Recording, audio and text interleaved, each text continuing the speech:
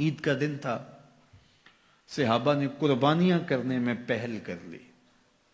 ابھی حضور کی قربانیاں کھڑی ہیں۔ عید کے دن شوق ہوتا نا ہر بندے کو، سب سے پہلے میں جانور ذبح کروں، تو انہوں نے قربانیاں کرنے میں پہل کر لی۔ یا یہ کہ یوم شک کا روزہ رکھا، شعبان المعظم کے 29 دن گزارنے کے بعد چاند دیکھا جائے، اگر چاند نظر آ گیا تو اچھی بات، نہیں تو 30 دن شعبان کے پورے کر کے رمضان کا آغاز کیا جائے۔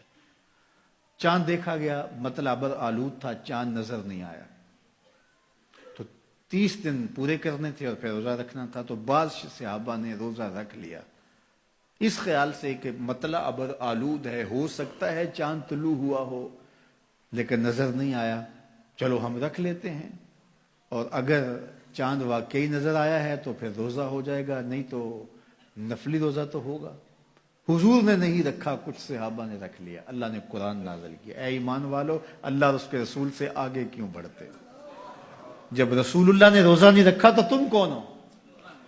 حضور کی قربانیاں کھڑی ہیں، تم ذبح کر رہے ہو اور چاہتے ہو قربانیاں ہو جائیں گی۔ حکم آیا، قربانی تمہاری نہیں ہوئی، لیکن چونکہ اللہ کے نام سے تم نے ذبح کیا ہے، حلال ہو گئے۔ یہ جلد بازی کا گوشت ہے جو تم کھا تو سکتے ہو لیکن قربانیاں نہیں ہوئی، دوبارہ لو اور ذبح کرو، اس لیے کہ تم نے رسول سے پہل کی ہے۔ یہ تمہارے روزے نہیں ہوئے اس لیے کہ تم نے رسول سے تقدم اختیار کیا۔ ایمان والو میرے نبی سے آگے نہ بڑھو۔ اب انہوں نے روزہ رکھ لیا تھا، کس لیے رکھا تھا؟ اللہ کی رضا نصیب ہو، اس لیے رکھا تھا نا۔ جلدی جلدی جانور ذبح کر لیے تھے اس لیے کہ اللہ راضی ہو جائے، حالانکہ ان کے حاشیہ خیال میں بھی نہیں تھا کہ ہم حضور سے کوئی پہل کرنے کی کوشش کر رہے ہیں۔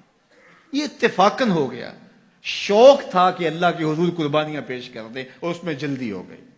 شوق تھا کہ چلو اللہ کی عبادت ہو جائے، شک کے دن کا بھی روزہ رکھ لیتے ہیں۔ حضور سے کوئی نہ مقابلہ تھا نہ حضور سے جلدی کا ذہن تھا، لیکن اللہ نے کہا اگرچہ اتفاقاً ہوا ہے لیکن ہوا تو حضور سے پہلے ہے، لہٰذا میں اس کو گوارا نہیں کرتا۔ یہ تمہاری عبادت ہی نہیں ہے، تمہارا گوشت جلد بازی کا گوشت ہے، کھا سکتے ہو لیکن قربانی تمہیں دوبارہ کرنا ہوگی، اس لیے کہ تم نے میرے رسول سے پہل کی۔ یہ ہے رسول اللہ کا ادب، یہ ہے رسول اللہ کی تعظیم۔ حدیبیہ کے مقام پر جب صحابہ نے پڑاؤ کیا، عثمان غنی رضی اللہ تعالیٰ عنہ سے فرمایا جاؤ تم جا کے اپنے رشتہ داروں سے کہو ہم لڑائی کے لیے نہیں آئے، ہم تو عمرے کے لیے آئے ہیں۔ تو حضرت عثمان غنی گئے تو انہوں نے کہا کہ عثمان ہم عمرہ انہیں نہیں کرنے دیں گے، لیکن اللہ کا گھر سامنے ہے، چلو تم آئے ہو تو طواف کر لو۔ حضرت عثمان غنی نے کہا عجیب لوگ ہو، حضور نہ کرے اور میں کر لوں۔ اللہ اکبر۔ اچھا، صحابہ کے ذہن میں بھی یہ بات آئی، ان کو طواف کا وہاں موقع مل گیا ہوگا، بچھڑے ہوئے تھے، کتنا عرصہ ہو گیا تھا مکے کو چھوڑ کے آئے ہوئے۔ جب حضرت عثمان غنی واپس آئے تو کہا کہ عثمان تم بڑے خوش قسمت ہو کہ تم نے طواف کر لیا ہوگا۔ کہا تمہاری غلط فہمی ہے، میری خوش قسمتی یہ نہیں کہ میں نے طواف کیا، یہ کیسے ہو سکتا ہے؟ حضرت عثمان نے کہا میں 1 سال بھی وہاں رکتا تو طواف نہ کرتا اگر میرے رسول نے نہیں کیا۔